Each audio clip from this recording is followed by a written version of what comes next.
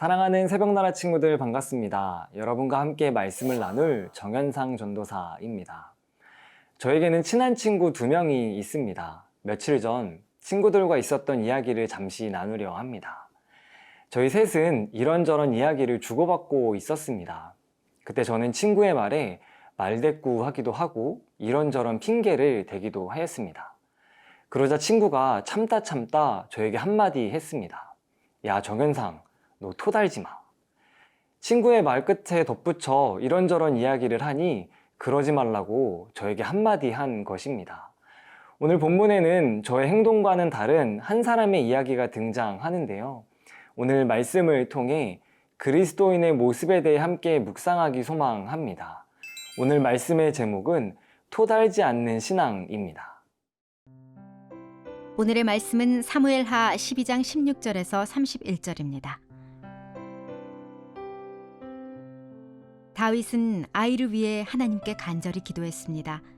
그는 금식하고 집으로 들어가서 땅바닥에 엎드려 밤을 지새웠습니다. 집안의 노인들이 그 옆에 서서 일어나기를 권했지만 다윗은 그 말을 듣지 않고 그들과 함께 먹지도 않았습니다. 7일째 되는 날 아이가 죽었습니다. 다윗의 종들은 아이가 죽었다는 말을 다윗에게 전하기가 두려웠습니다. 아이가 살아있을 때도 다윗 왕이 우리 말을 듣지 않았는데 아이가 죽은 것을 우리가 어떻게 말할 수 있겠는가? 그 소식을 들으면 왕께서 얼마나 상심하시겠느냐 하고 생각했기 때문입니다.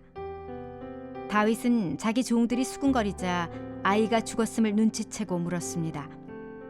아이가 죽었느냐? 그들이 대답했습니다. 그렇습니다. 죽었습니다. 그러자 다윗은 일어나 몸을 씻고 기름을 바르고 옷을 갈아입은 후 여호와의 집으로 들어가 경배를 드렸습니다. 그리고 자기 집으로 돌아와 음식을 가져오라고 해서는 먹기 시작했습니다. 그의 종들이 다윗에게 물었습니다. 이게 어찌된 일이십니까? 아이가 살아있을 때는 금식하고 우시더니 지금 아이가 죽었는데 일어나 잡수시다니요. 다윗이 대답했습니다. 아이가 아직 살아있을 때 내가 금식하고 운 것은 혹시 여호와께서 내게 은혜를 베푸셔서 아이를 살려주실지도 모른다는 생각 때문이었다. 하지만 이제 그 아이가 죽었으니 왜 금식하겠느냐? 내가 그 아이를 되돌릴 수 있겠느냐? 나는 그 아이에게로 갈 테지만 그 아이는 내게 돌아오지 못한다. 그러고 나서 다윗은 자기 아내 밧세바를 위로하고 들어가서 그와 동침했습니다. 그리하여 밧세바는 아들을 낳았고 다윗은 아이의 이름을 솔로몬이라고 지었습니다. 여호와께서는 그 아이를 사랑하셨습니다. 여호와께서 그 아이를 사랑하셨기에 나단 예언자를 통해 그 아이의 이름을 여디디아라고 지어주셨습니다. 한편 요압은 암몬 자손의 랍바와 싸워 그 왕의 도성을 빼앗았습니다. 그러고 나서 요압은 다윗에게 심부름꾼을 보내 말했습니다. 제가 랍바와 싸워 도성으로 들어가는 급수 지역을 빼앗았습니다. 그러니 왕께서는 이제 남은 군사들을 모아 성을 에워싸 함락시키십시오. 제가 이 성을 함락시키면 이 성에 제 이름이 붙을까 두렵습니다. 그러자 다윗은 모든 군대를 소집해 랍바로 가서 그 성을 공격해 함락시켰습니다. 다윗은 암몬 왕의 머리에서 무게가 1달란트나 되는 보석으로 장식한 왕관을 빼앗아 자기 머리 위에 썼습니다. 다윗은 그 성에서 엄청나게 많은 전리품을 가져왔고 그곳에 있던 사람들을 데려다가 톱질과 곡괭이질과 도끼질과 벽돌 굽는 일을 시켰습니다. 다윗 왕은 암몬 자손의 모든 성들에 대해 이와 똑같이 한 후 그의 모든 군대를 거느리고 예루살렘으로 돌아갔습니다.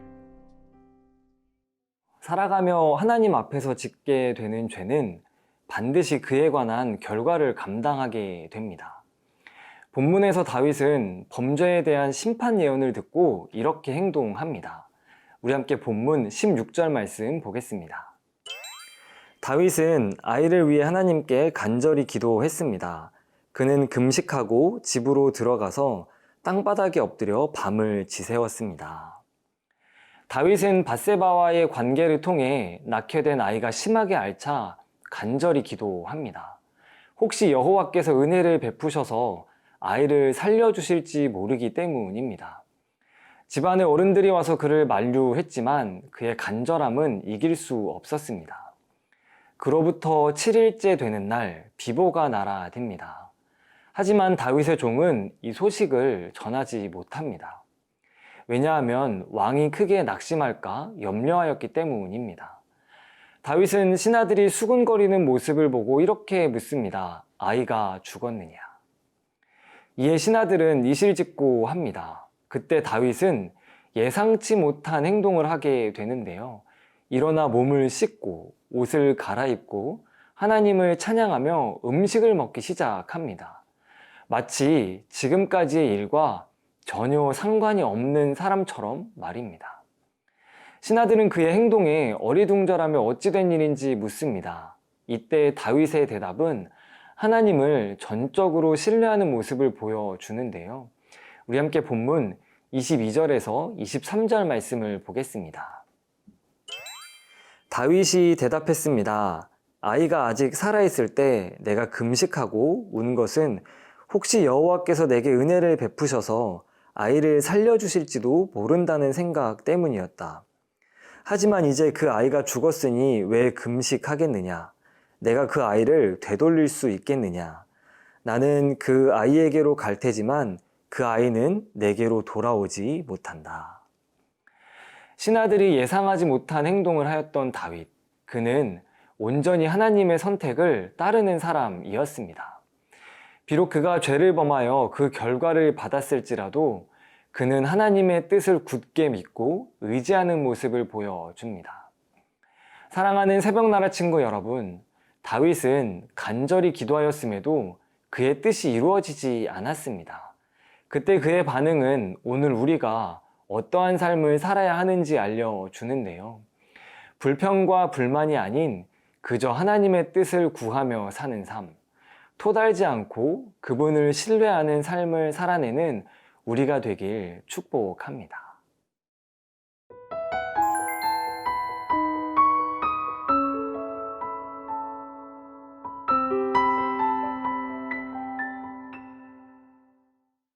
우리의 시선이 다시 전쟁터로 전환됩니다. 다윗의 군사령관 요압은 왕에게 이렇게 보고합니다. 우리 함께 본문 28절 말씀을 보겠습니다. 그러니 왕께서는 이제 남은 군사들을 모아 성을 에워싸 함락시키십시오. 제가 이 성을 함락시키면 이 성에 제 이름이 붙을까 두렵습니다. 고대 사회에서는 전쟁의 공적을 왕에게 돌리는 관례가 있었습니다. 이에 왕의 명령을 따라 전쟁을 수행한 군사령관 요압은 전쟁을 마무리하기 위해 왕에게 연락합니다. 그런데 한 가지 질문이 생깁니다. 자기 신하가 목숨을 걸고 싸우는 도중에 왕 다윗은 어디에 있었을까요? 사무엘하 11장 1절은 우리에게 이렇게 이야기합니다. 그러나 다윗은 예루살렘에 남아 있었다. 다윗은 마땅히 자신이 있어야 할 자리에 있지 않았습니다. 그 자리에 요압을 대신해 보냈습니다. 마땅히 있어야 할 자리에 있지 않았던 다윗. 그러자 그의 눈에 한 여인이 들어왔고 이내 그는 죄를 범하게 됩니다. 있어야 할 자리에 있지 않으니 하지 않아야 할 행동을 하게 됩니다. 이런 생각을 해볼 수 있습니다. 만약 다윗이 참전할 전쟁에 처음부터 나갔더라면 다윗과 이스라엘의 모습은 어땠을까? 그가 지금까지 보여주었던 모습처럼 언제나 하나님께 묻고 또 묻는 모습을 보였더라면 그의 삶은 어떠했을까?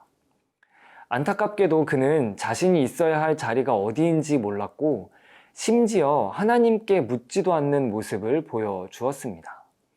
그러자 하나님으로부터 멀어지게 되었고 이내 그의 죄로 인해 처참한 결과를 마주하게 됩니다. 사랑하는 새벽나라 친구 여러분, 여러분은 지금 어디에 서 계십니까? 지금 여러분이 서 있는 그곳은 마땅히 있어야 할 그 자리 맞으십니까? 바라기는 언제나 하나님께서 원하시는 그 자리에 머무르는 우리가 되길 소망합니다. 본문에서 다윗이 마땅히 있어야 할 자리는 전쟁의 선봉이었습니다. 그리스도인이 마땅히 있어야 할 자리는 말씀 앞입니다. 언제나 하나님의 말씀 앞에 바로 서 있는 사람, 날마다 주님과 동행하기를 힘쓰는 사람, 그 사람이 오늘 말씀을 나누는 우리 모두가 되길 축복합니다. 우리를 선한 길로 인도하시는 하나님, 살아가며 다양한 곳에 머무르지만 내가 있어야 할 곳은 말씀 앞임을 기억합니다. 언제나 저를 인도하여 주시옵소서. 감사합니다. 예수님의 이름으로 기도합니다. 아멘.